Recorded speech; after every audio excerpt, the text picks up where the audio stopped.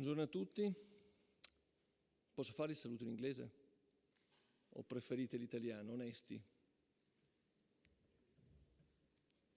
Ah no, ma la traduzione simultanea? No. You have translation?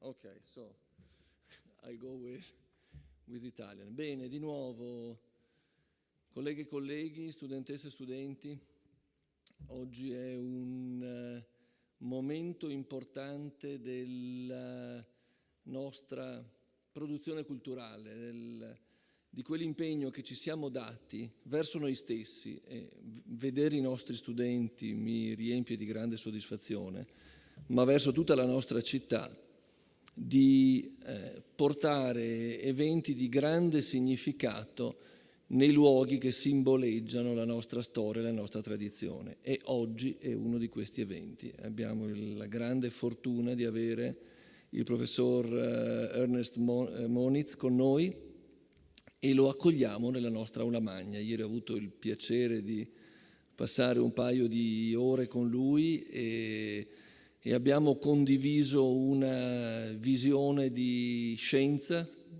internazionale, di impegno della scienza per la propria società. La storia del nostro Ateneo è questa, la storia del professor Moniz è questa, quindi è un particolare, una fortuna e un privilegio ascoltarlo oggi. Riassumiamo brevemente la storia del professor Moniz per chi non lo conoscesse, è una delle persone che forse avete imparato a conoscere prima ancora per il suo ruolo pubblico di grandissima importanza, che per l'opportunità di ascoltarlo come scienziato, che è quello che faremo oggi. Ma lui è un grande scienziato, è uno scienziato dalla lunga carriera negli Stati Uniti, professore all'MIT di Boston dal 1973, dove gli è stata assegnata la cattedra prestigiosa intitolata a Cecil e Ida Green.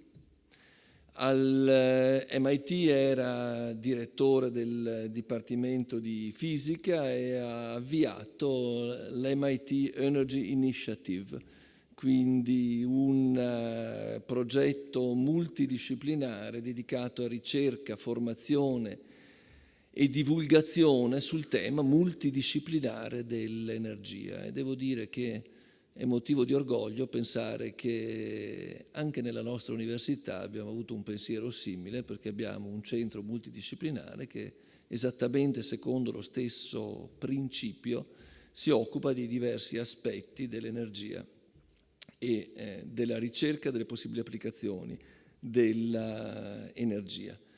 Ma a un certo punto il professor Moniz è stato chiamato e ha scelto di mettere al servizio della propria nazione, e come sappiamo quando si dice la propria nazione nel caso degli Stati Uniti significa anche il mondo, la propria scienza. E quindi dal 95 al 97 è stato Associate Director for Science dell'Executive Board del presidente Clinton, e sempre nell'amministrazione Clinton è stato nominato sottosegretario, viceministro del Dipartimento di Energia, finché nel 2013 il presidente Obama lo chiama come segretario, quindi come ministro del Dipartimento dell'Energia che voi sapete negli Stati Uniti si occupa non solo del grande tema dell'energia, particolarmente in questo periodo, ma in realtà anche di temi più ampi come l'impatto scientifico delle scienze dure, la fisica e ancora di più dell'impatto politico e sociale dell'energia nucleare. E in questa veste il professor Moniz è stato un attore non solo della politica scientifica e della politica economica del proprio paese, ma anche della politica internazionale. E ricordiamo che è stato, insieme al segretario di Stato John Kerry, il negoziatore del trattato sul nucleare con l'Iran. Bene, oggi quindi accogliamo uno scienziato, e per noi in quest'aula riteniamo che questo sia alla fine il biglietto da visita più importante, ma anche un uomo di Stato, un uomo che ha nel mondo dato l'indirizzo, oltretutto, su un tema che ci è particolarmente caro, che è il tema della pace e del disarmo. E quindi siamo realmente onorati, professor Moniz, di accoglierla. Siamo particolarmente onorati che il nostro programma, la nostra iniziativa più importante di divulgazione e comunicazione, che è il programma Culture, portare i diversi temi della cultura e della società in quest'aula, inizi quest'anno la propria attività con la sua relazione. Welcome to Italy and welcome to the University of Padova.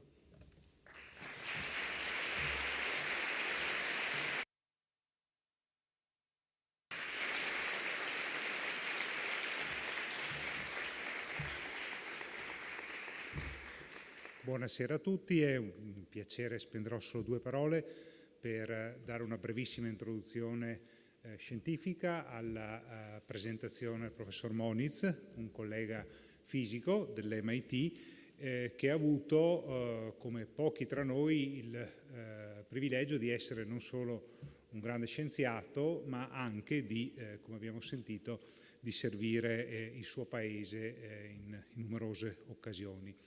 Il professor Moniz ha avuto appunto ruoli estremamente importanti e l'attenzione in particolare del suo ultimo periodo, del più recente periodo come ministro del Dipartimento dell'Energia nella seconda amministrazione Obama, è stata proprio dedicata ai problemi ambientali, problemi di protezione dell'ambiente, di scienza dell'energia, di sforzi appunto di ricerca e tecnologici per minimizzare la minaccia nucleare, che sono sempre stati, insieme appunto al più generale tema della protezione dell'ambiente, ad altissima priorità nella politica e nell'agenda del Presidente Obama. Oggi ci parlerà di questi argomenti, ci parlerà anche di come la scienza e la fisica in particolare possano dare un aiuto verso nella soluzione dei problemi relativi ai cambiamenti climatici, alla sicurezza nucleare e quindi temi che, come sappiamo, sono di grandissima attualità. Basta aprire i giornali in questi giorni per capire quanto appunto il problema per esempio della minaccia nucleare o il problema dell'inquinamento siano di appunto grande rilievo e tocchino non solo gli Stati Uniti ma direi il mondo intero. Quindi è un grande piacere anche per me dare il benvenuto al professor Moniz, che ho avuto il piacere di conoscere di persona insieme a sua moglie in questi giorni. Devo dire che è stato per me un grandissimo piacere conoscerlo appunto di persona e apprezzare la sua disponibilità verso la nostra città, verso i nostri colleghi. Lui in questi giorni ha visitato alcuni dei nostri luoghi di scienza ed è stato estremamente disponibile a discutere con molti di noi e di questo lo ringrazio profondamente. Quindi gli cedo volentieri la parola e ringrazio tutti voi nuovamente anche a nome dell'Ateneo per essere qui. Grazie.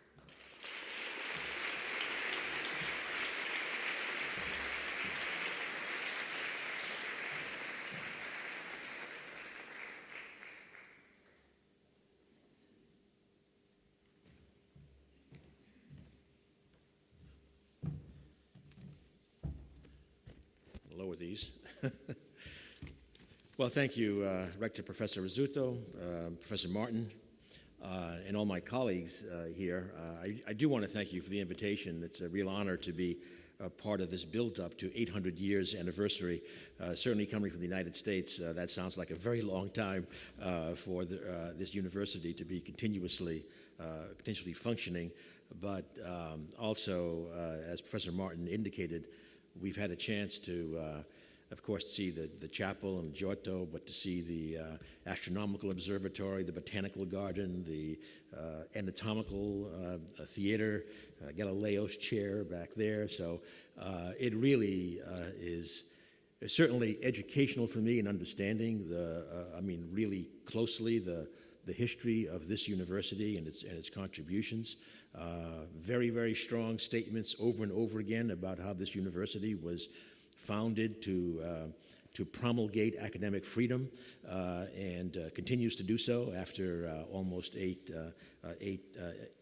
centuries.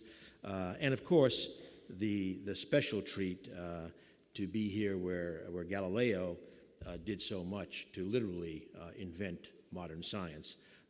And by the way, if you haven't seen it, we also recommend an exhibit we saw today on science, on art meeting Galileo science. Again, a really, really wonderful exhibit. So we've had a tremendous visit here and have really enjoyed meeting this academic community and others as well.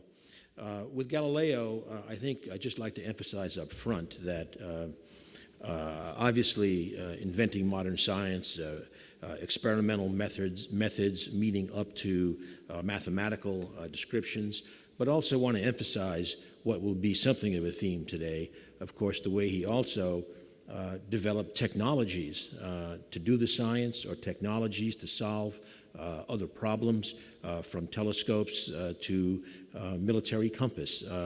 And so that is, I think, also a very important focus area. And of course, it's one that goes on today in terms of basic science driving new technologies. For example, in less than 2 weeks, we will have the Nobel Prize awarded for the gravitational wave detection for the LIGO experiment. Seeking to measure, to detect gravitational waves is certainly in many ways the ultimate of discovery science. It's not done with any application in mind. But I will tell you a story. That work on LIGO, of course, there's a lot of work here in Italy in gravitational wave detection, but the LIGO work is a collaboration between MIT and Caltech. And so when I was the head of the MIT Department of Physics, I had a certain oversight role in terms of the experiment at that time. This was 25 years ago. It was interesting. We were paid a visit by a company in the oil business. And of course, we were trying to impress them with the work going on at MIT and get them interested in supporting some research. They were very unhappy when their agenda showed gravitational wave laboratory as part of the visit for an oil company. And frankly, they tried to avoid it, but having forced them there, the only member of our faculty that they invited to their laboratory was Ray Weiss, the fellow who will be getting the Nobel Prize in less than 2 weeks, because what they hadn't realized was to do that science, they, among other things, invented the world's greatest seismic isolation technology, because you can't do that science if the machine is shaking. So it's this kind of technology development that I think we see so much of in universities, driven by discovery science, but leading to important technology. Another one I just mentioned, I won't spend time on it, but if you go back more than 50 years, the original work to invent the atomic clock was done to test Einstein's theory of general relativity. And of course, decades later, integrated with rockets, satellites, information technologies, computation, and the like, you get GPS, a completely pervasive technology, again, driven by the university tradition of knowledge-driven science. Now, a few years ago, there was a very interesting book published by someone named Donald Stokes called Pasteur's Quadrant. And he pointed out that while we often focus on discovery science, there's also what you might call use-driven science. So he divided science a little bit up into two dimensions. One is, in doing the work, is there consideration of use on a particular public societal problem? The second dimension is, to what extent was it a quest for fundamental understanding? So someone like Thomas Edison had no consideration of fundamental understanding, only of use. He was an inventor. But others like Niels Bohr, were following discovery science, not thinking about use. But then comes Pasteur's quadrant. Pasteur, in effect, laid the foundations for modern microbiology by focusing on problems to be solved with disease, pasteurization, vaccines, and the like. So what I want to do today is talk about work in the energy and nuclear security area that is in some sense Pasteur's quadrant and even more just use-driven science and technology. My own career, I must say, the first half of it was Bohr's quadrant, so-called, physics for understanding the structure of nature. The last half, however, has been very much use-driven, both, as was said in the introductions, both in putting together at MIT and then leading in the government, the development of technologies to solve energy problems, but often having to do that through really addressing fundamental scientific barriers to get there.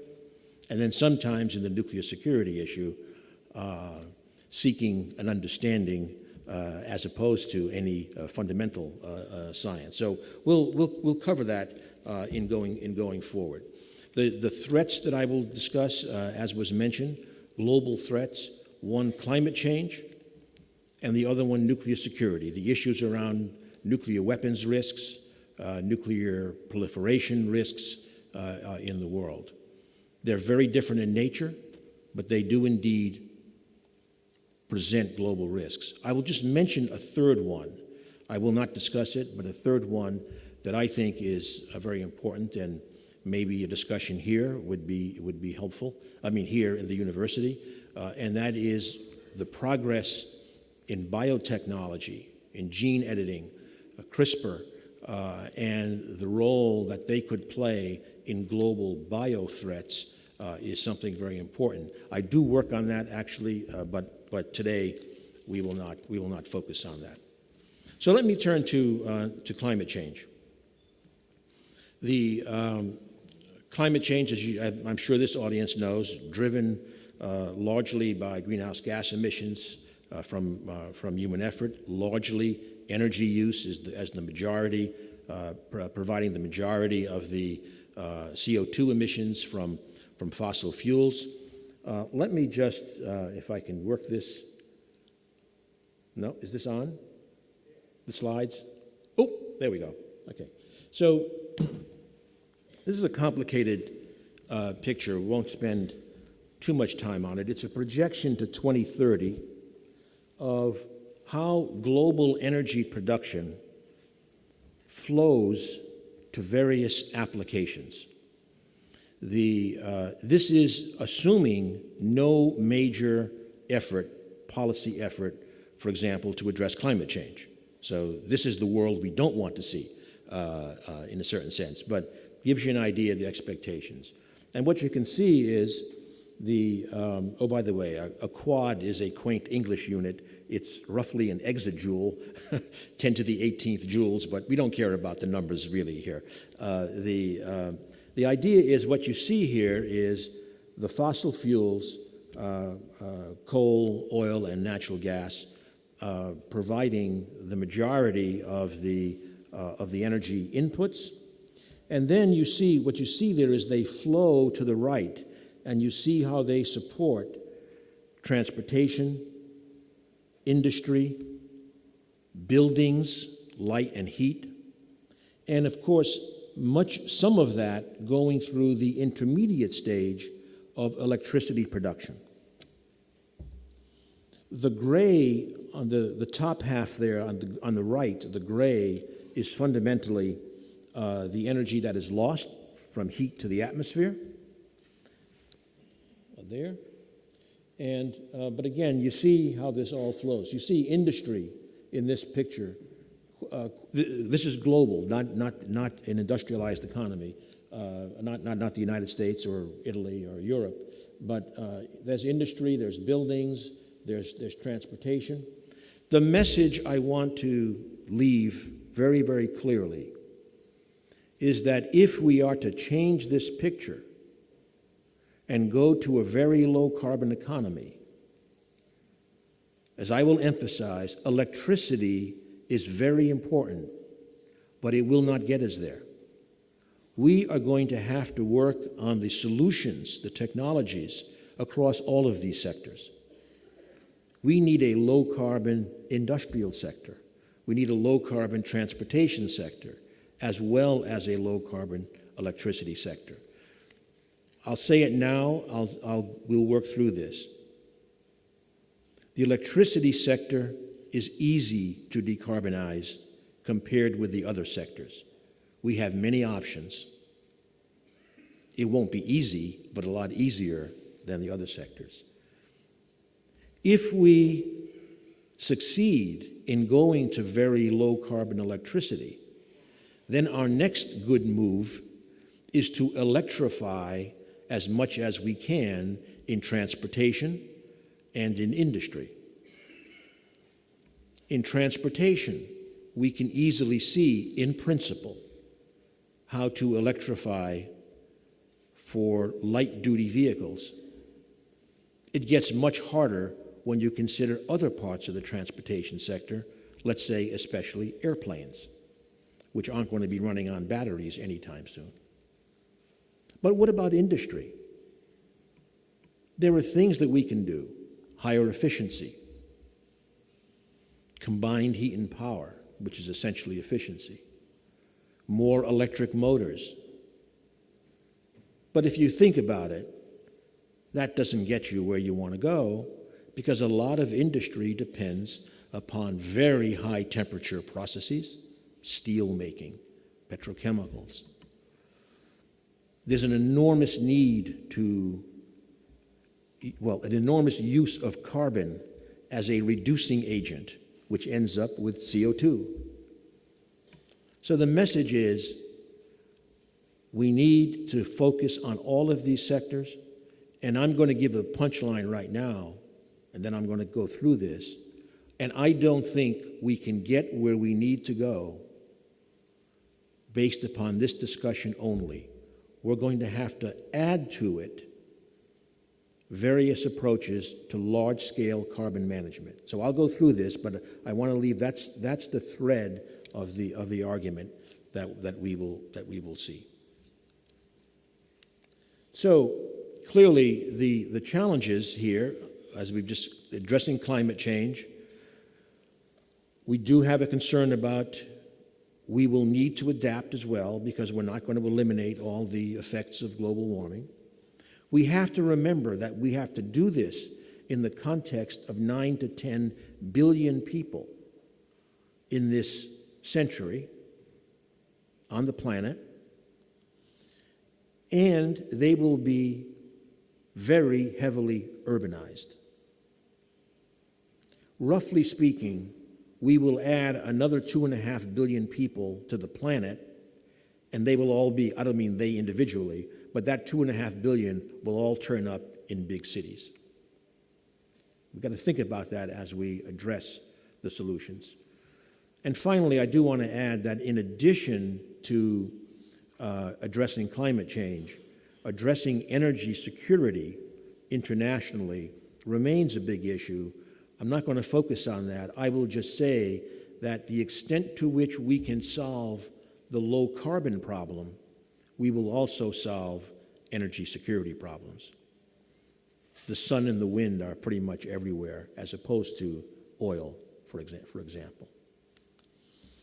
This is a projection only of sea level rise with a 4-degree centigrade warming. This is a picture of Shanghai with 4 degrees. It's still not as beautiful as Venice, but it's beginning to go in this direction. Now, first thing you've said is, well, 4 degrees, what are you talking about? The world agreed to 2 degrees. We're on a trajectory for 4 degrees if we don't work harder at it. So obviously, we'd like to avoid this, but it is kind of where we're going. Secondly, that won't happen in Shanghai, because there will be adaptation. The Chinese, in 50 years, will easily be able to afford the water management to have this not be Shanghai. But it's expensive. In Florida, in the United States, one utility serving one part of Florida has spent $4 billion protecting from things like this. And it didn't work this year when a really big hurricane came. They were swamped anyway. So it's expensive. Therefore, large parts of the world will not be able to afford it. Therefore, we will have large dislocations if this were to happen. Therefore, it is a national security issue for all of us. If you think you are seeing major immigration challenges now, you wouldn't want to see what happens if this kind of world is realized. So this is only setting the issue. We can solve this problem through innovation. Technology innovation is central. We will continue to reduce the costs of these low-carbon technologies. We will provide new services to customers in doing it, which will help the introduction of these technologies. But what I do want to emphasize is this solution is not only about scientists and engineers. To manage this transition fast enough, in particular, we will need technology innovation, business model innovation, and policy innovation all working together. It is a multidisciplinary problem, and I don't mean, again, only science and engineering disciplines, but business schools, social science, architecture, urban planning, we could go on and on and on, that there is going to be a need to bring together all these disciplines if we are going to manage this kind of issue. So let me now turn to technology, however, and talk about some of the technology pathways. We don't have time to go into these in great depth, but what I want to go, and I said a little bit of this, but to emphasize that there is a very broad landscape here that we have to address through science and technology to enable those new business models and to be incentivized by policy. I have 3 stars here. You may notice 3 stars. These are Michelin stars, I guess. Sorry, just lost my talk.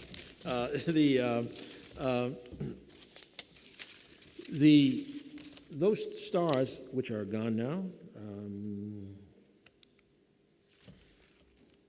Here we go. Those stars are there to indicate that we have no solution without great success on energy efficiency and on carbon-free electricity. I already said that, but I'm repeating that. Those are essential. But then we must also address alternative transportation fuels. And I'm just giving you an example. I mean, there's biofuels, there's electricity, there could be natural gas vehicles, there could be hydrogen vehicles. We don't know what the winning technologies are. Energy delivery systems, we need to solve the storage problem in order for wind and solar to be fully effective. We need a very smart grid, all kinds of IT integration. We need distributed generation. More and more consumers want to have their own power supplies, like distributed solar. Industry, I mentioned earlier the big challenge with industry. Well, here's a question. We are a long way from understanding the answer. But is hydrogen, a hydrogen economy, the answer in the end to managing much of our industrial challenge? Hydrogen can be used to reduce oxygen instead of carbon. Hydrogen can be used for heat. But that's an enormous infrastructure challenge to imagine an economy with electricity and hydrogen as the 2 major energy carriers. but they certainly are attractive for a low-carbon set of options. After all, hydrogen is contained in water, not only in fossil fuels, and therefore could be accessible. Unconventional hydrocarbons, natural gas, I'll come to this, but natural gas could be a very important low-carbon bridge to the future. And then, as I said, we need something else. Here I called it managing global change. For example, can we find ways of using carbon, instead of putting it in the atmosphere, put it into products on an enormous scale? And I'll be coming back to the scale. Can we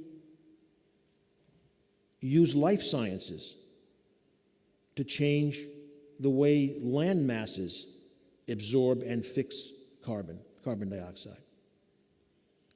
If we can't manage all of this, we may have no choice but to look at something like atmospheric reengineering, which I think is a very bad idea.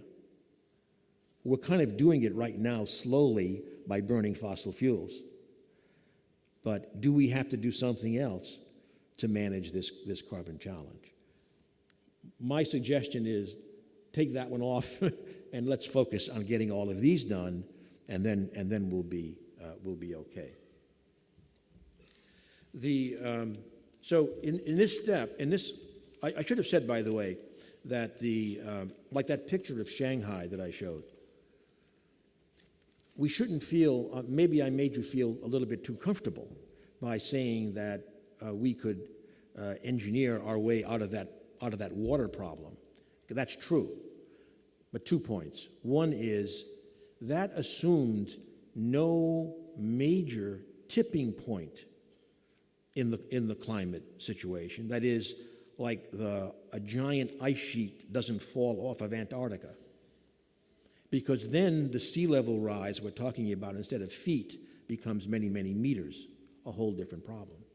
But a second issue is, while sea level rise is a major issue, and I note it's an issue not only for the height of the sea, but because the sea, in being higher, will also be warmer. The air above it will be warmer and hold more water, and so storms close to the coastal areas will be much more violent, and regrettably, I can say in the United States, we have seen that dramatically even this year. It's not complicated science to understand why that happens. So this is largely this is a large part, at least, of the agenda in order to be able to get where we want to get. Now let's look at that a little bit more carefully. I'm going to show you a computer scenario in which we ran the global economy. We looked for a 50% reduction in 2050 of carbon emissions in the industrialized countries. We gave the large emerging economies 20 more years to get there, and we did not constrain the poorest countries. But it's just worth looking at this. This is not, I want to make this clear, this is not a prediction. This is a scenario that comes out of one set of economic modeling with those conditions. This is a picture of the electricity sector with those conditions in the United States.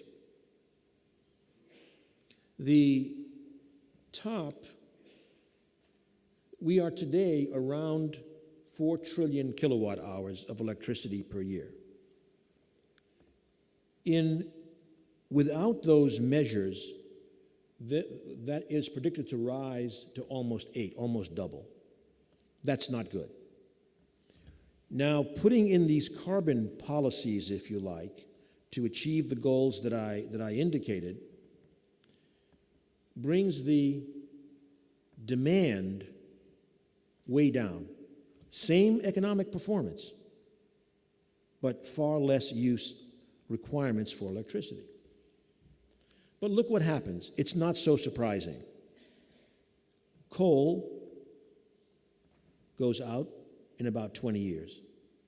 And by the way, that is roughly the trajectory that we are on in the United States. Only up to here, of course, but that is what's happening. Coal has dropped by almost 1/3 in the last 10 years. This is natural gas. So you see what's happened is natural gas substitutes for coal. And that's what's happening. Natural gas exceeded coal for the first time last year in the United States.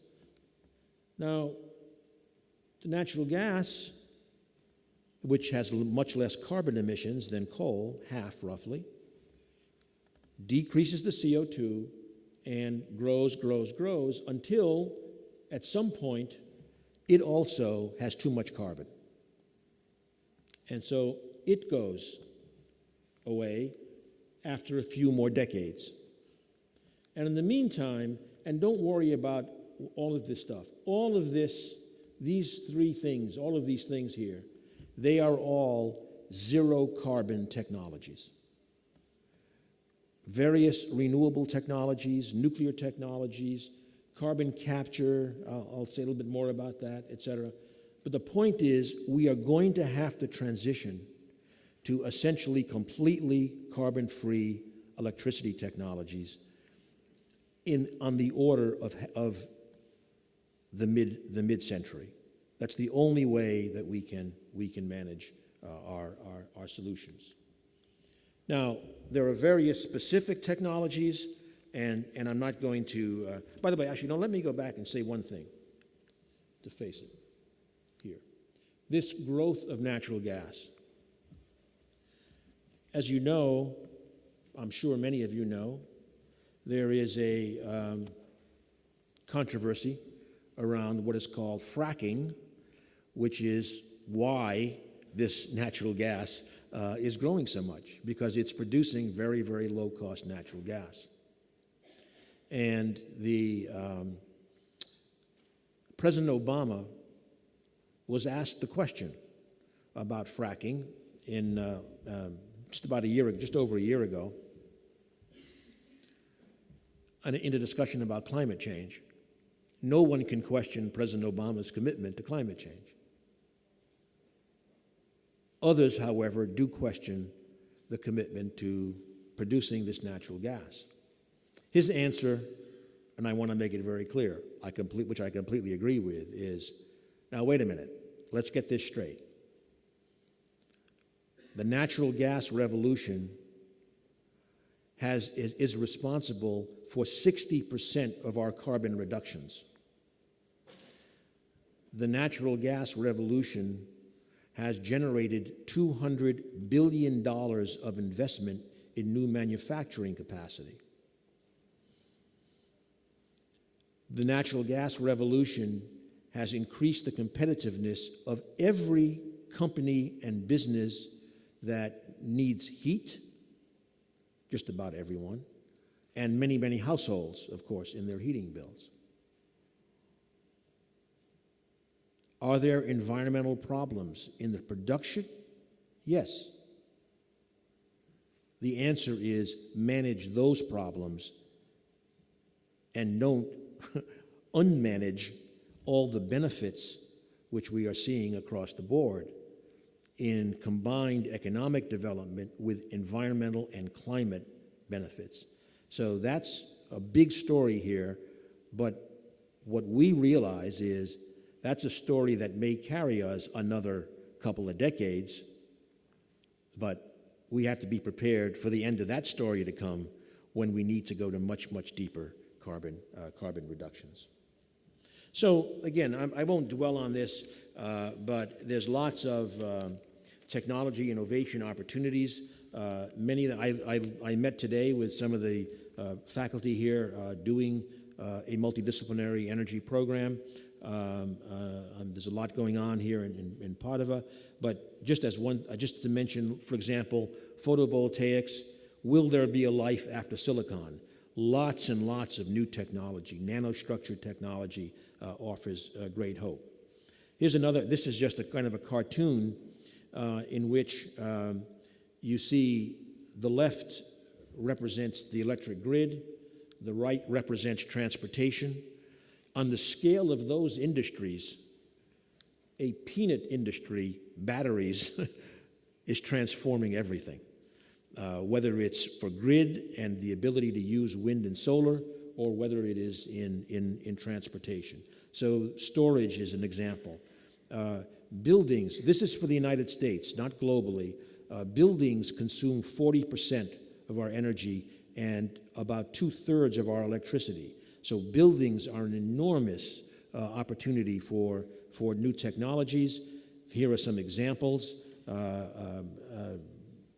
Changing the envelope of the house to respond to climate conditions, for example, surfaces, all kinds of technology possibilities.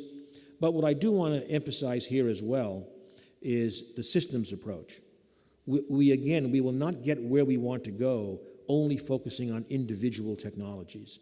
We also have to understand how to integrate them into the whole economic system, the environment, et cetera. And so this is just showing, as an example, if you think about buildings, sure, we need to work on those technologies, but then we have to link it with infrastructure, with a whole value chain, and frankly, with the community design in order to be effective. So a lot of opportunity for the students here in terms of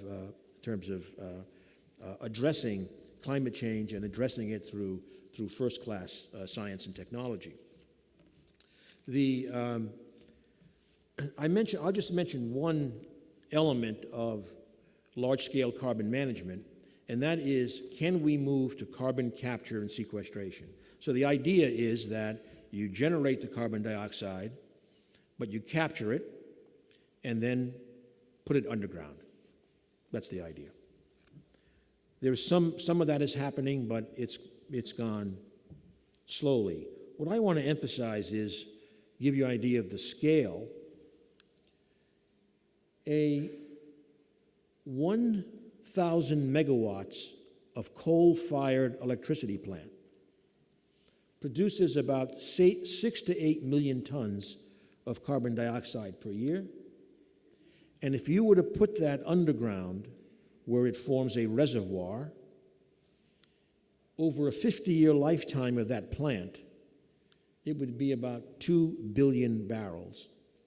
In other words, one very large coal facility would need the equivalent of a very, very large oil reservoir.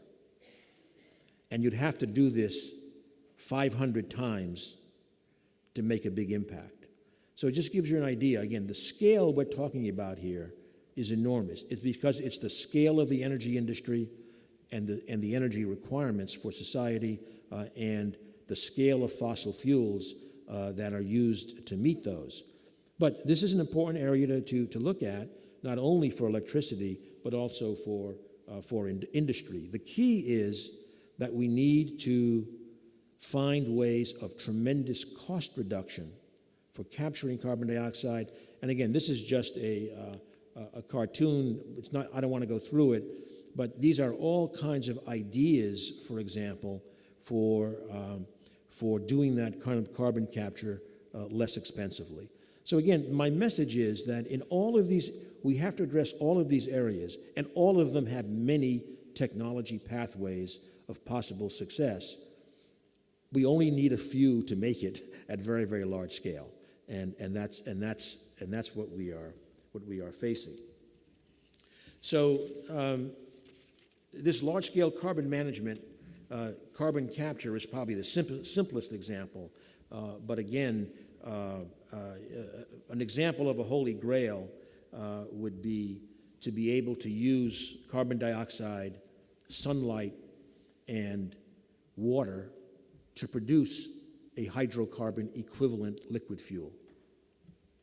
Magic. There is work going on this. It will be decades before this is realized, this kind of a holy grail. But these are the kinds of exciting things to work on. This is Pasteur's quadrant in spades. For those of you who know about modeling chemical reactions,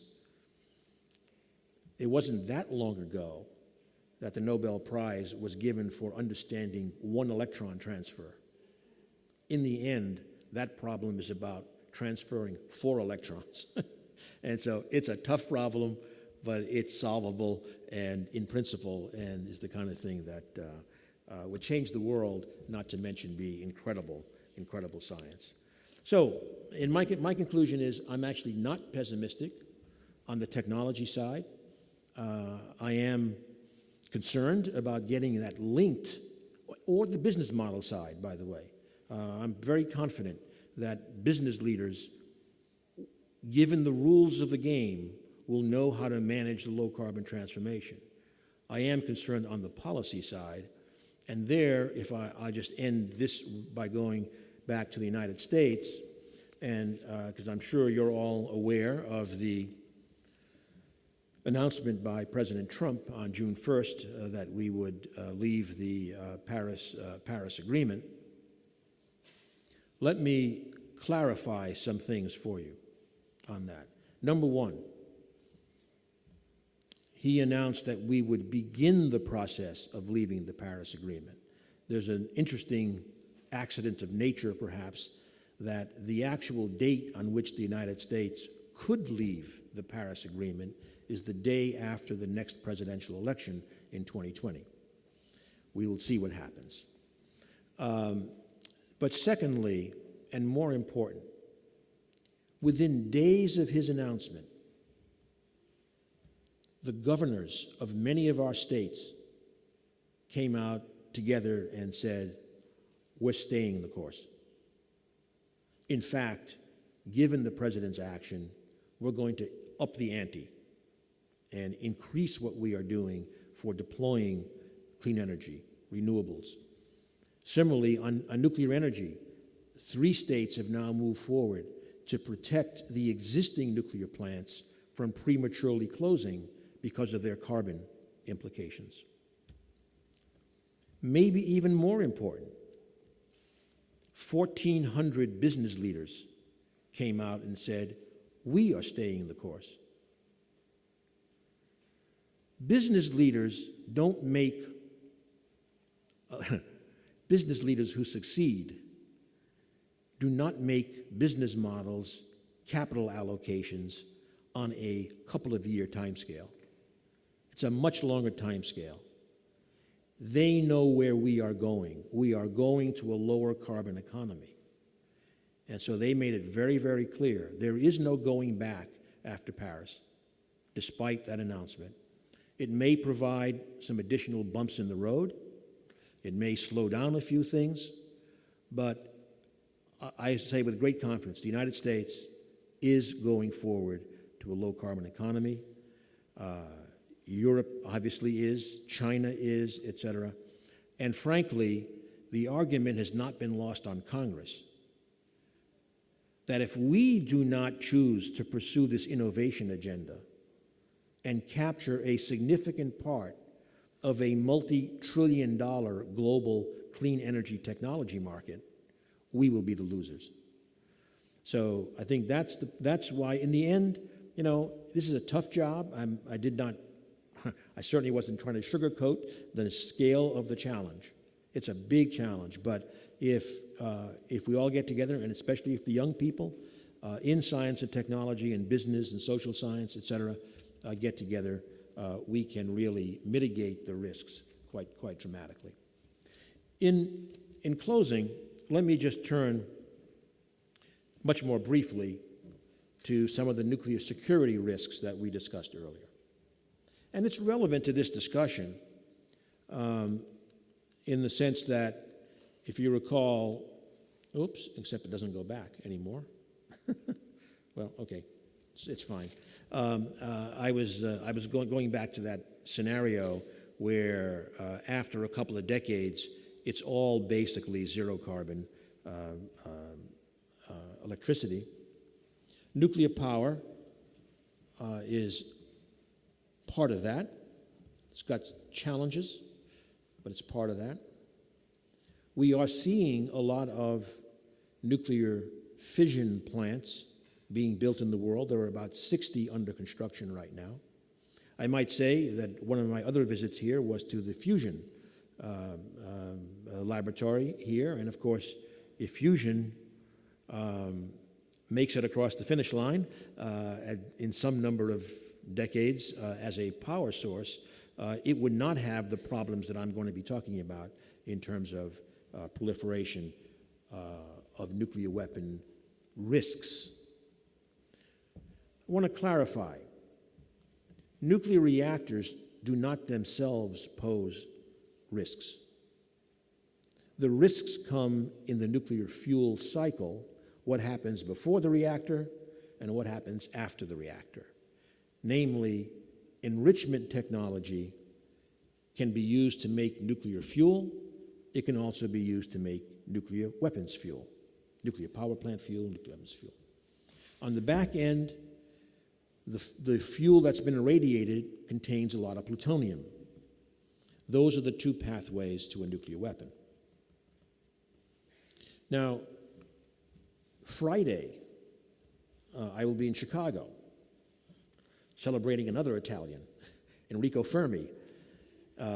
This weekend is the 75th anniversary of Fermi having the first nuclear chain reaction in Chicago. That was in 42. And that, of course, was part of the Manhattan Project. It was an essential step for the Manhattan Project. 11 years later, President Eisenhower gave his Atoms for Peace speech at the United Nations. That then led to the Non-Proliferation Treaty. The Atoms for Peace speech was a very early recognition of nuclear power, nuclear fission power, promise and risk. The promise comes in energy, it comes in medical treatments, nuclear medicine all over the place on isotopes, but that risk was understood, and the Non-Proliferation Treaty that followed made a deal where the then five nuclear weapon states would work towards eliminating weapons, and there's been progress, not as fast as most would like. And the other countries would gain all the benefits and cooperation to help them build up the peaceful uses of nuclear technology. And that Non-Proliferation Treaty has been a very important, probably the most important pillar to at least, keep a lid on nuclear proliferation. It's now under stress. And the stress is a theme that I mentioned a couple times earlier, the march of technology. New materials, new design capabilities, all of these issues, 3D printing, suddenly making a complicated centrifuge for enrichment isn't as hard as it used to be, for example. All of this is to say that within the Non-Proliferation Treaty, the key is to make sure that those who are using these nuclear technologies are using them only for peaceful purposes. Verification is absolutely critical. This takes me to just a few comments I'm going to make on the Iran nuclear deal that was mentioned in the introduction. The problem I just described is the Iran issue. They say it's only peaceful. They have nuclear reactor operating. They have enrichment plants operating. They were building reprocessing plants and reactors to make plutonium. The Iran deal is much misunderstood. So I'm going to tell you in like 20 words what it actually is. What it does is it rolls back Iran's nuclear program substantially for 15 years. And that is a period in which one would hope to have built up some additional trust, some additional opportunities to manage other regional problems that Europe and the United States are heavily involved with Iran on, not happily, I might add. The second part of the deal, however, does not get enough attention. It is a completely unique, stringent set of verification actions that do not end in 15 years. The heart of it is verification. Not to say you can't do this.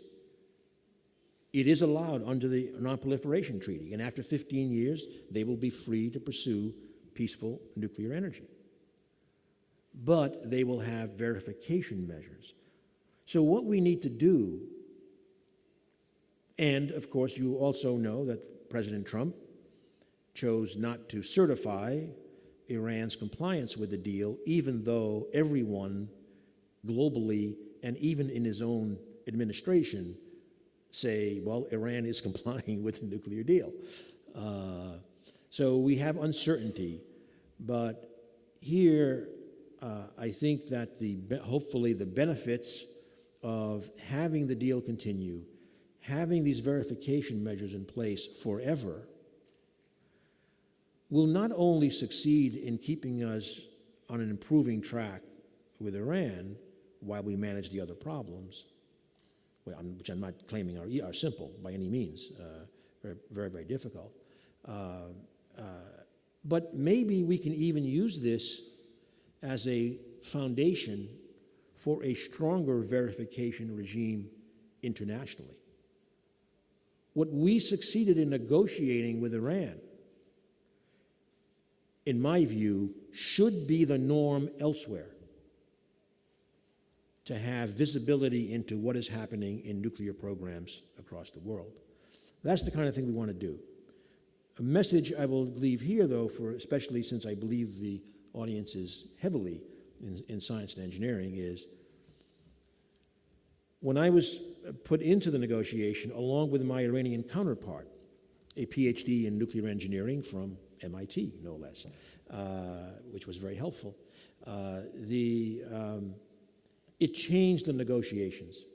And one real question now is whether basically scientist as diplomat is not something that we're going to see more of, or at least should see more of, because it changed the nature of a complex negotiation to actually have, in parallel with the foreign ministers, the two heads of the both technically trained heads of these programs in direct negotiation of how this all could fit together. So I think in the end, my concluding message is, again, especially for the students, and I'm talking especially now to the scientists and engineers, there's a lot of opportunity, and probably in a bigger, broader playing field than you might have thought about. Just managing these climate issues, as I tried to emphasize, has got an enormous set of critical questions that are interesting science and engineering and are driven by a critical global threat. But governance is another place where we need more scientists and engineers. Governance is not a spectator sport. You don't have to become a minister. There's many ways to contribute in this arena, and I just think that Padova, in its 9th century, is going to play a big role in this if all of you are committed to taking on these challenges that really pose global threats. Thank you very much.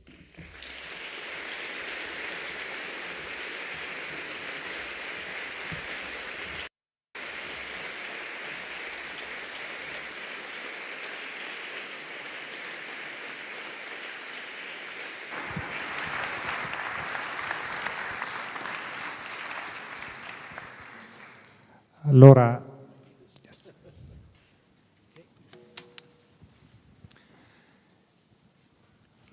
Thank you, Professor Moniz, for your visionary and very, very interesting talk.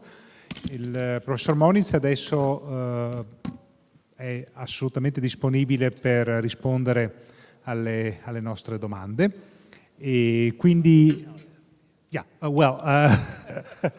will, le vostre domande possono essere in qualsiasi lingua, sì, o meglio, in inglese o in italiano, ecco.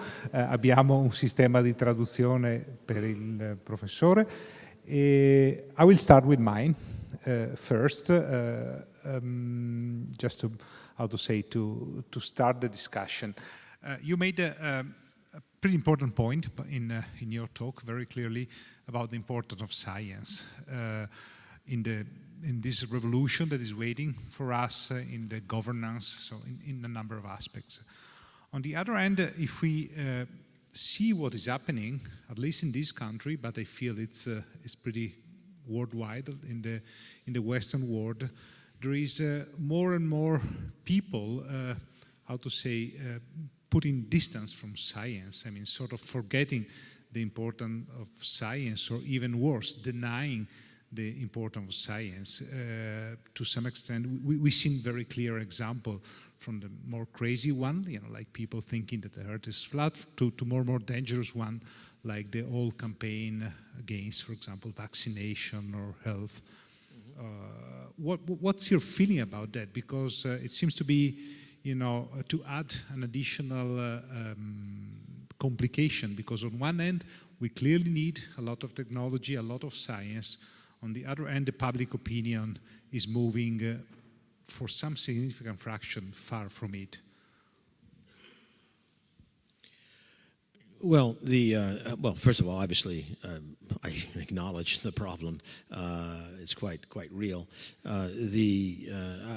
One thing I would say is that modern, where we have come in modern communications, social media is part of it, but much more broader than that. We have reached a time when people, a very large number of people, hear only what they want to hear. Again, I've said, people my age in the United States, I don't know the equivalent broadcaster here in Italy, but we used to have like Walter Cronkite, and everybody heard Walter Cronkite or Dan Rather, or one of these people, and it was all kind of vetted news and was viewed as reliable. And now there's no common basis of even what you hear, and it tends to be self-selected. I think that is very much attached to what, frankly, is the difficulty in overcoming the problem that you say, because people can choose their own channel of what is, in effect, the famous expression, fake news. So I don't have any magic answer other than what I said earlier. Governance is not a spectator sport. And the scientific community has never been broadly, for understandable reasons, committed to the kinds of societal, including, at community level interactions, to project science, engineering, both its wonders and the fact that it's not an opinion in the end. And I just think that for us, we may have to try to work harder to have more of the scientific community engaged in these broader discussions as a contribution to managing our future.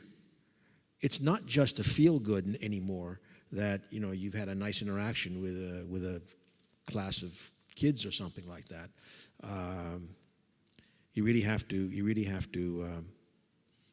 This is a critical problem for society. I'll just give you a story. Actually, since I mentioned LIGO earlier, the Gravitational Wave Observatory, one of the two. Well, I didn't say. Okay, LIGO has two observatories in the United States, separated by a large distance, so that there's no seismic correlation. Okay. So they're way out in nowhere, and they want to be nowhere to avoid all kinds of vibrations and stuff, right? So one of them is in the a part of Louisiana that's somewhat isolated. Louisiana is for those who don't know, it's in the deep south. It's on the Gulf Coast, next to Texas.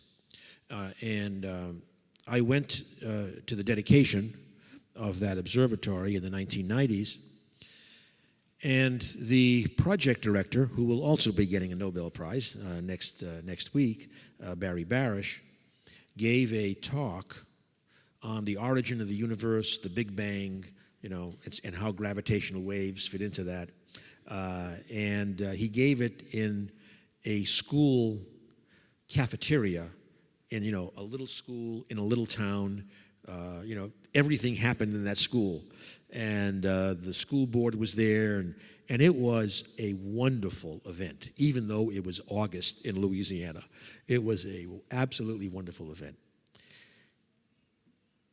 2 weeks later, got a letter from a woman who lived there and was a professor of sociology not too far away, and asking for help because she said, my son goes to that school, and the same people who were in there cheering the talk on the Big Bang are going to vote on a science creationism agenda for the school. And so there are all these disconnects, and there's no way other than continuing the education. So to some extent, following up your point, probably one of the role, talking about governance and the role of scientists in governance, as you said, it could be like you at very high level, but it could be equally important also to go out from our department and spread the news and outreach the people and explain what we do and try to... Yes. I don't know, to the extent to which there are members of the broader community here, I think this kind of thing can help. But, it's one at a time. Yeah. Right. Before giving the word to the floor, I have another point, and I go back to the news. You talk about the nuclear threat, the last part of your talk. The nuclear threat. These days, our newspaper are of course full with news about the North Korea threat. And on the other hand, we also have another kind of issue that is not with a nuclear bomb, but what we call with dirty nuclear bomb, like, radiation or these kind of things. So the question is double then. What's your opinion about the North Korea situation in terms of nuclear weapons, and how high you see the risk of a dirty nuclear attack in our cities? Isn't that actually two questions? Yeah, two questions. Right. Well, North Korea, very, very briefly, I won't spend a lot of time on it, but with former Senator Sam Nunn, we published an opinion piece on this in September, so you can look it up. But the bottom line is that we feel that the single-minded focus on nuclear weapons in North Korea is misplaced. It's clearly a very important issue, but for one thing, we would note that they were able to destroy Seoul, or still have the capability to destroy Seoul, and by the way, a lot of Americans who live there and military people, without nuclear. They've got tens of thousands of artillery that can strike there. Secondly, on the missile issue, again, I don't want to minimize the importance of it, but I do want to note that, first of all, it is by no means clear that they have the capability to actually deliver a nuclear weapon over a long distance, number one. But number two, you could ask the question, why bother with a missile? What about good old-fashioned deliveries like a boat? So what I'm trying to say is it's a very serious issue, but the technology development itself that they have displayed over the last year, I don't believe is the core issue. The core issue is to start discussions with China and South Korea and Japan. Russia's want to be involved, and then of course North Korea, looking at the legitimate security requirements of all of those countries. There's no doubt that North Korea has security issues, right? For one thing, we've never signed a peace treaty since the Korean War. China has security issues, like making sure there are not, let's face it, American troops ultimately on their border. South Korea has got obvious security issues. Japan has security issues. So what I'm saying is this, in contrast to the Iran negotiation, that in my view was correctly focused only on the nuclear issue, the North Korean issue should be a broader regional security discussion, and that's the only way to eventually manage the nuclear issue. On dirty bombs, so just to clarify, people know what we're talking about. So this is the idea of a nuclear dispersal that is not a nuclear explosive. It's radioactive material that is spread around to make a mess.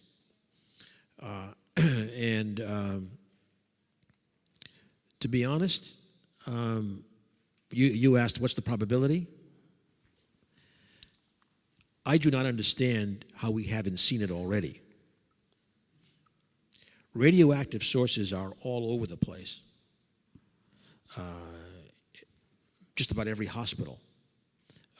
Oil drilling sites, etc. And these are substantial sources. So one of the things that we're doing in one of my jobs now is to try to work with hospitals and cities to replace radioactive isotopes for, let's say, blood sterilization. Replace it with an X-ray source. And then you have no risk. So, it's going to be a while, but that's the kind of thing we're doing. Again, technology can come and resolve these issues. And by the way, if you want to do that here, I don't know, the cost of the X-ray source is about $250,000, and it wouldn't take you very long to have heightened security over nuclear isotopes to pay for that. And by the way, okay, I may as well finish it. The modeling is if this were to happen in New York City, one blood irradiator source dispersed from a skyscraper in Manhattan, the estimates are $20 to $30 billion of damage. Try to get that insurance. Thank you. I think it's now time to open the discussion to the floor. There are two persons with the microphone. Anyone who want to write? I see already some hands there. As I said, feel free to speak in Italian or in English, whatever you like. From your lecture, I understand that for the future, nuclear... I'm having a hard time hearing. Prova.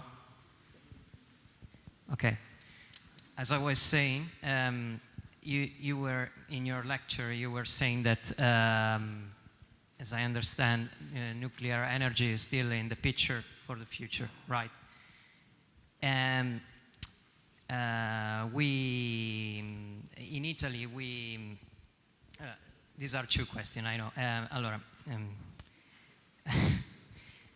We had a referendum back in the 80s, and we got rid of our nuclear power plant, so we don't use nuclear energy right now. So the question is, nuclear energy, as many other resources, is still important, but we lost that possibility because people did not understand at the time the importance of that kind of energy for the future. So this question is about communication with the public. So you have something like nuclear energy, you need it for the future to not increase carbon dioxide, but the public does not understand, and we make them choose something like that by themselves. So I think there's a short circuit here, because you know, you make people choose for something, and that's democracy, of course, but then you think, okay, but they don't understand anything about that issues. So how do you make those two things work? Thank you. Well, first of all, let me make it very clear that I think nuclear power is going to be, you know, by demonstration. There are 60 new plants being built. They're not being built in Germany or Italy, or the United States actually is building two plants, but they're mainly being built in, say, like half of those are being built in China, and then there's quite a few under planning in the Middle East and India and other areas. So not every country, not every community in the United States, for example, is going to have nuclear power. And that's fine. Again, I'll come to your question, but I want to emphasize that I think, certainly I always viewed, when I was at the Department of Energy, when I was Secretary of the Department of Energy, I insisted that our clean energy research portfolio essentially covered all the options, because I believe that low carbon solutions are going to look very different in different countries and in different parts of my country. So but people need to know what the options are, what the cost performance is, et cetera. That's true for any technology. On nuclear, look, there's no doubt that there are other issues to be concerned about, or not concerned, perhaps, given some of the science. But for example, I did not touch on the fact that the nuclear waste management has to be solved in a country context. Now, that's going on very well in Scandinavia. They have the best programs. They're moving forward extremely well there. Unfortunately, the United States, we had what I think was a politically unfortunate approach, which has made it very, very difficult. So, in your question, I think there's no doubt that, look, you have to be straightforward, clear, and honest in discussing these issues with the public. There's too much advocacy where you only want to give one side of the story. I think, at least the way I've always done it, is, look, here's the pluses, here's the minuses. And by the way, any topic you raise, I'll give you some minuses along with the pluses. So you know, again, it goes back to this broad communication. I have no magic beyond that. And being straightforward and honest, and understanding yourself that the goal in this case, let's say not in this case, the goal is low carbon. My goal is not a particular amount of nuclear deployment or of wind deployment. My goal is low carbon. Any way I get there, I'm happy. Right. Avevo visto, c'è una signora lì.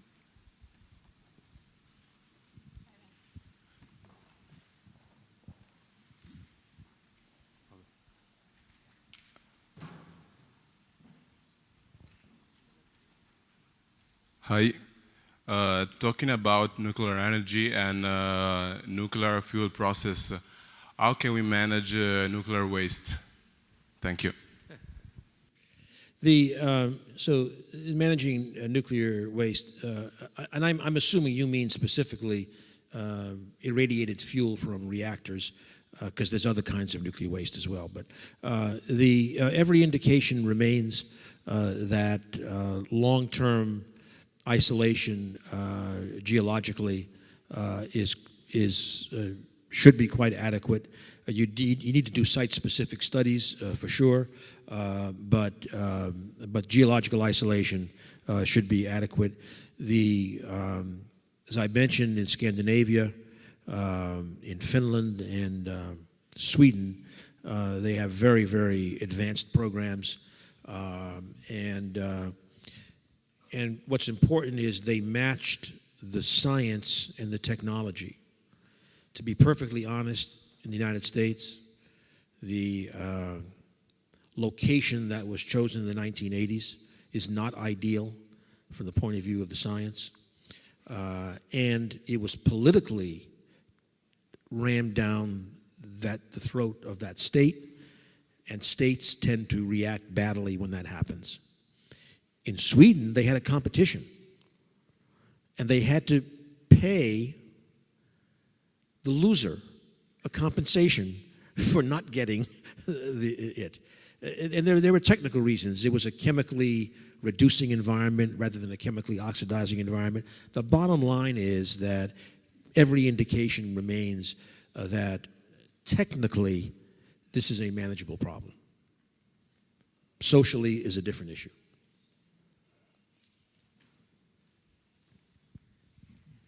So, talking about the climate changes and the carbon emission issues, I was wondering which is the best scale in which we should act, because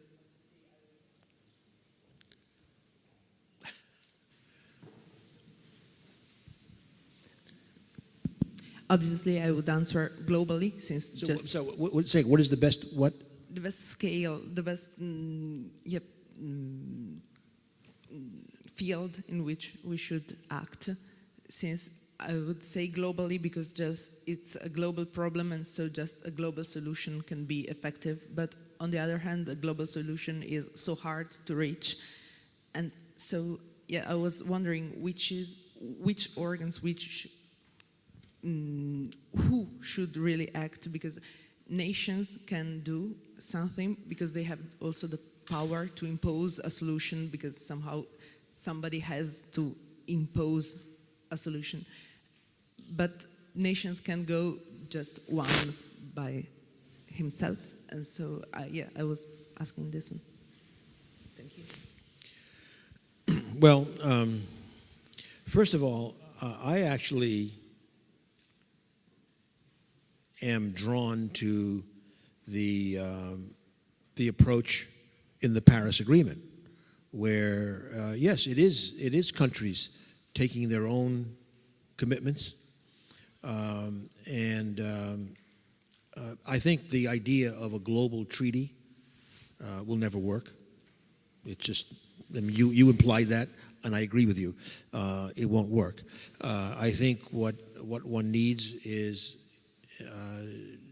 to recognize that the different countries are unable to respond, at least at the same time, in the same way.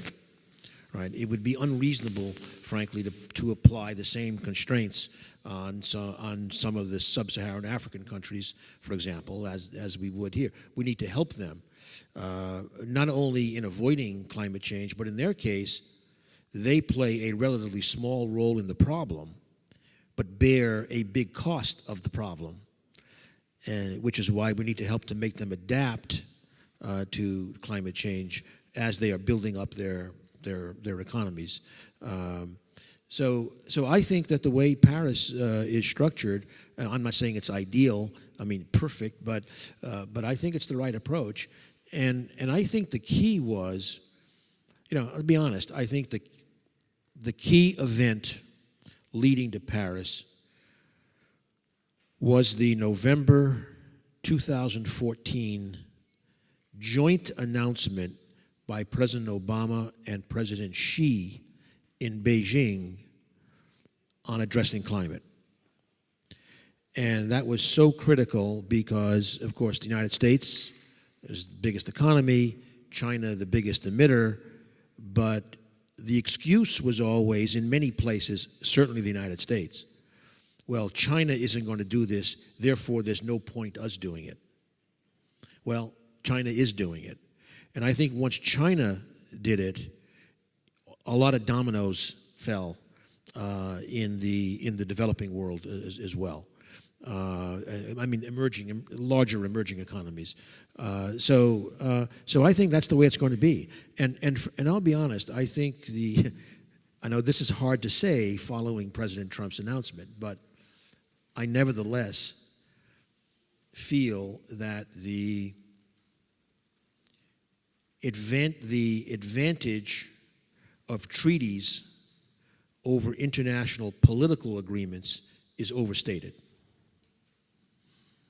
I think we can do a lot within political agreements and get there a lot faster.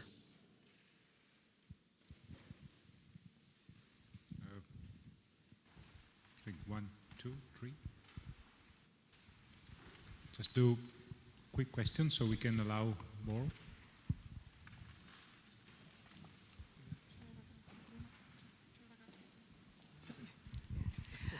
Thank you. I want to ask you, because you also mentioned about Paris Agreement, which the deadline is 2020, and I want to ask you if, for example, there are some countries that failed to reduce the carbon in 2020. Is there any like reward and punishment program to give the reward for the country that successfully reduced the emission, and punishment for the countries that failed to do so? Thank you. No, that's the nature of the political agreement, that there's no direct penalty for missing your target. There's no direct reward for going over the target. I do think that in the latter case, a lot of countries, Europe, have kind of the idea that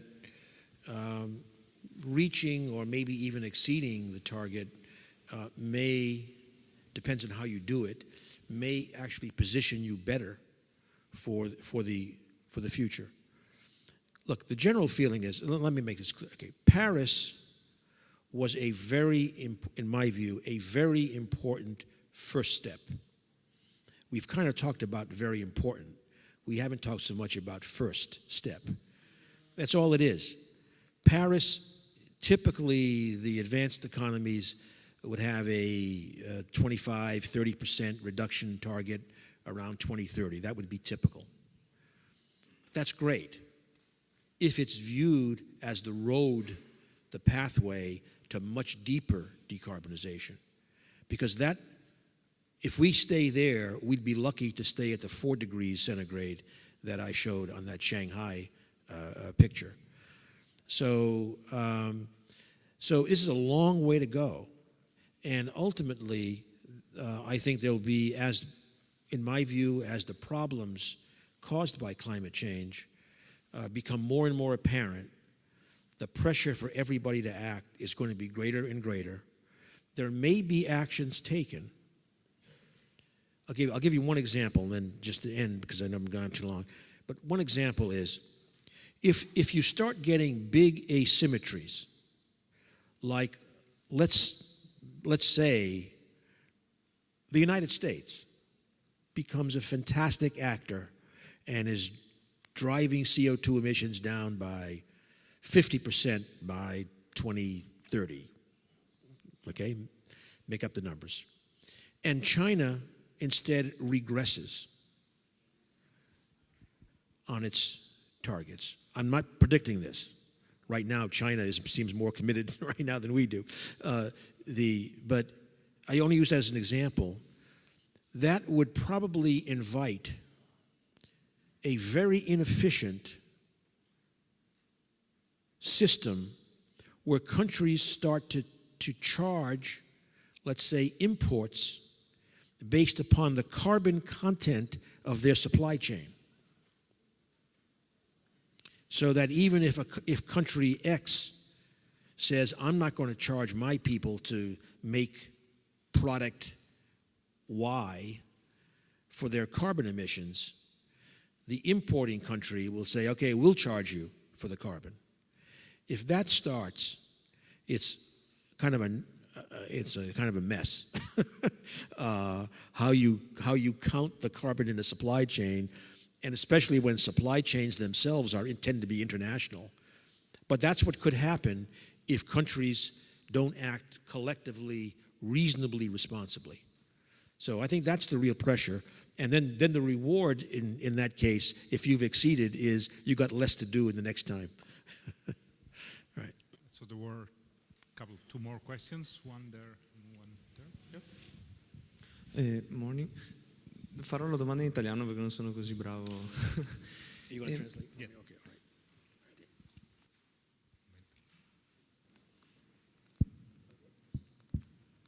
Non ho idea di come funzioni l'attuale sistema negli Stati Uniti, però in Europa e in Italia, per quanto riguarda l'inquinamento, si è instaurato un sistema nel quale si comprano i diritti per l'inquinamento. Ritiene che questo sistema nel futuro possa essere interessante o possa portare a risultati migliori, o ritiene che debba essere internalizzata in un'altra maniera? L'inquinamento si intende.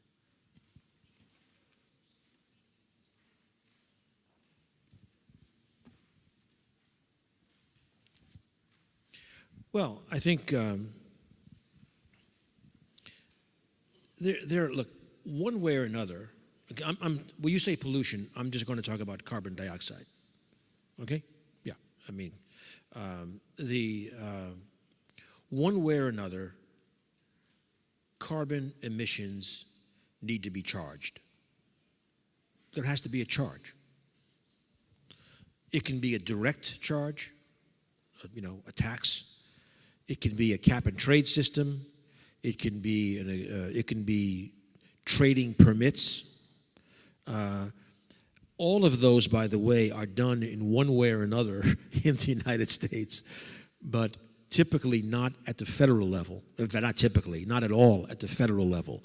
Different states in the United States do have various systems, including trading credits. Sometimes they're called RECs, renewable energy credits, for example. So the issue is sure that can work, but there's a lot of ways you can do it to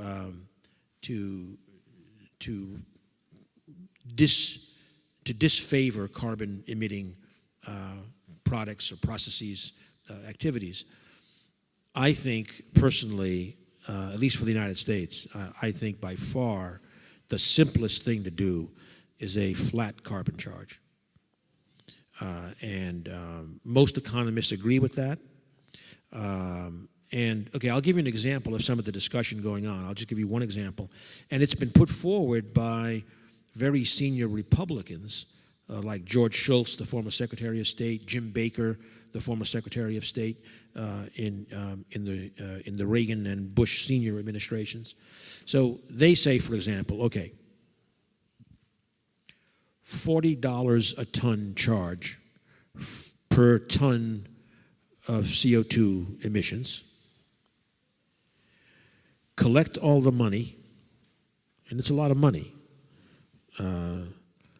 like $200 billion a year right now, a bit more.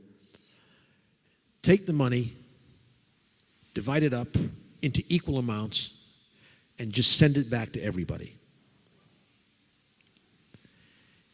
And this is interesting.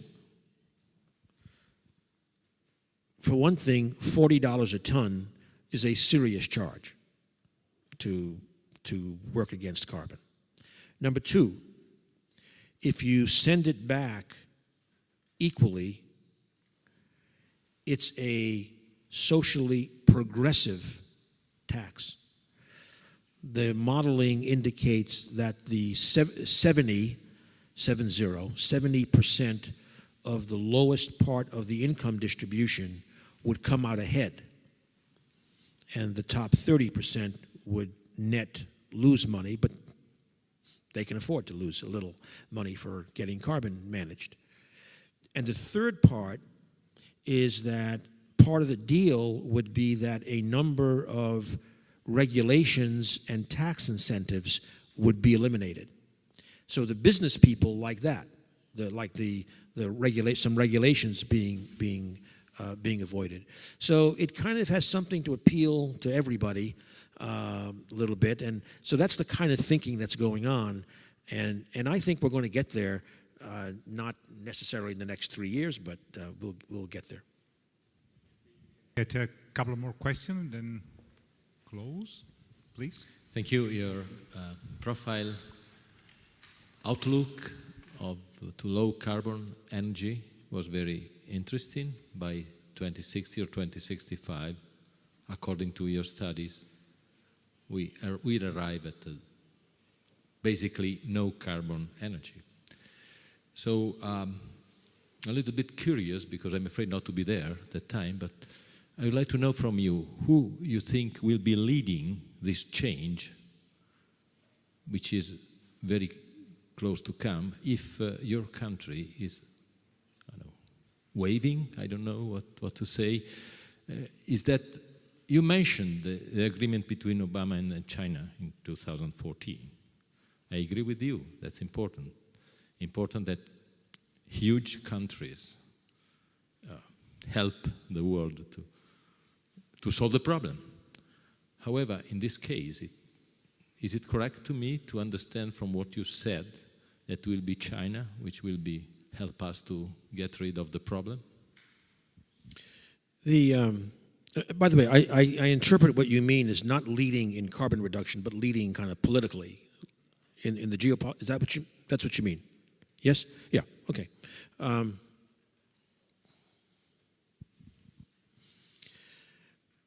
That's a very hard question.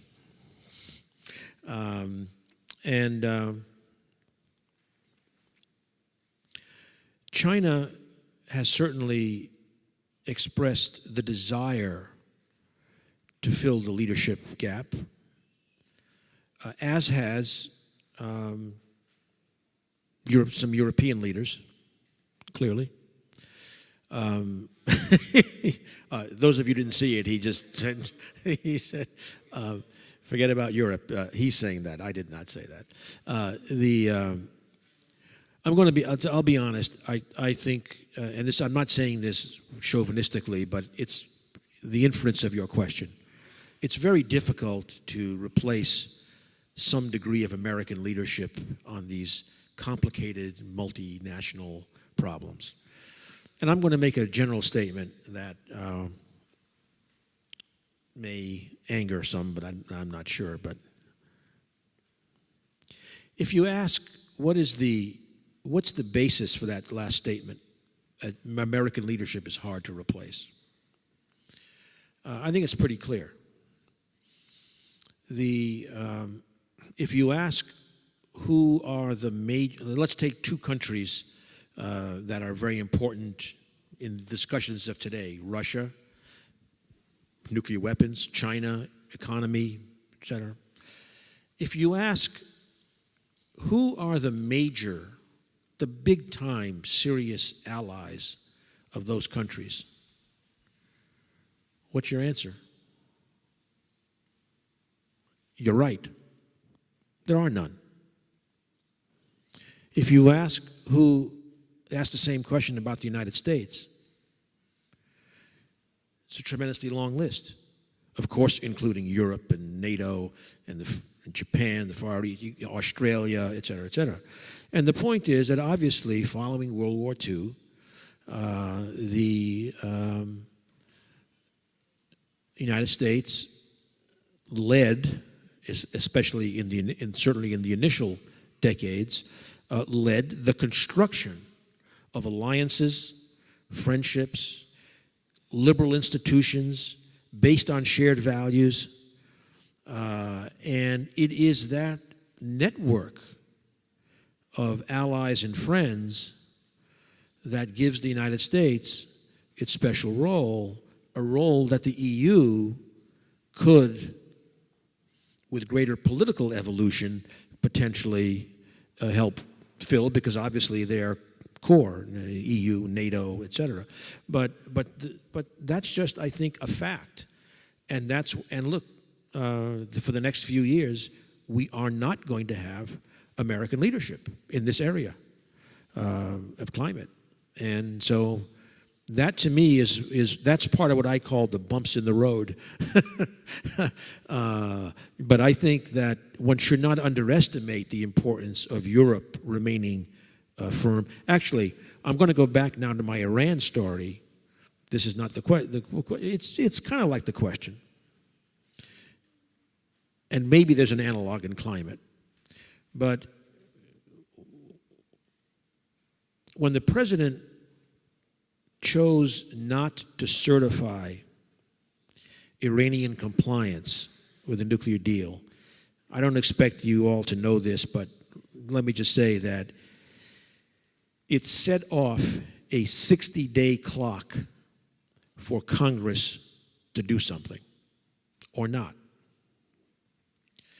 I cannot tell you how important it was for Europe to stand up, be clear, and be unified. The UK, France, Germany, and the EU, all 4 ambassadors to the United States went to the Congress, gave a very clear song. You leave this, we're not following. So that issue of this alliance and keeping the alliances and the friends made an enormous impact on the Congress. It is almost certain they will follow the advice of doing nothing in the 60-day window. And the Europeans played a tremendously critical role in that. And so the question is there a similar construct that also might be created, especially in this period here on the climate issues? So I think we can take the last question here, please. You have said that there are plenty of possibilities for the future technology of energy. So, for example, hydrogen, fuel cells, photovoltaics, etc., etc., etc.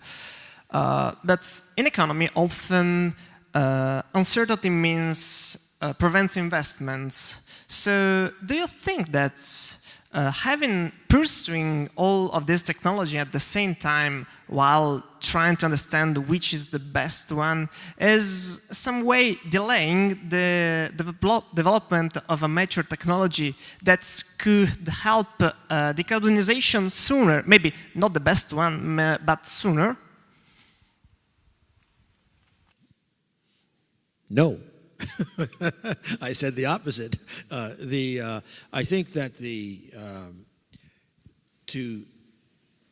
first of all, a lot of people know the absolute truth about which one technology will solve all the problems. But a lot of them have very different opinions as to what that technology is. And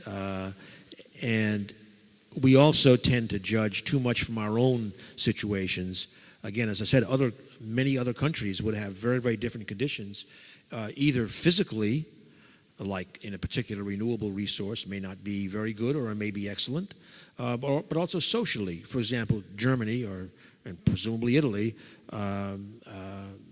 is not going to take the nuclear option as part of the mix. Okay, there's other ways of doing it, but it removes one of the degrees of freedom for doing it. So I stay to my story. I think that we need to really develop a lot of technologies. We have never been very good at predicting, I think, which technologies are going to be the big winners. And we need to do that. We also need, one thing I did not talk about given the time, and maybe I'll just end with this, is that innovation is not only about the big holy grail transform. What I think we need is right now, we need to be working with a vision, different people working with visions of different timescales for impact. And the nature of innovation is very different if it's for a major deployment in 5 or 10 years, for example. For example, that innovation may be much more around business models than around a new. If you don't have a technology right now, it's unlikely to be scaled greatly in 5 or 10 years. But a new business model might suddenly change the game.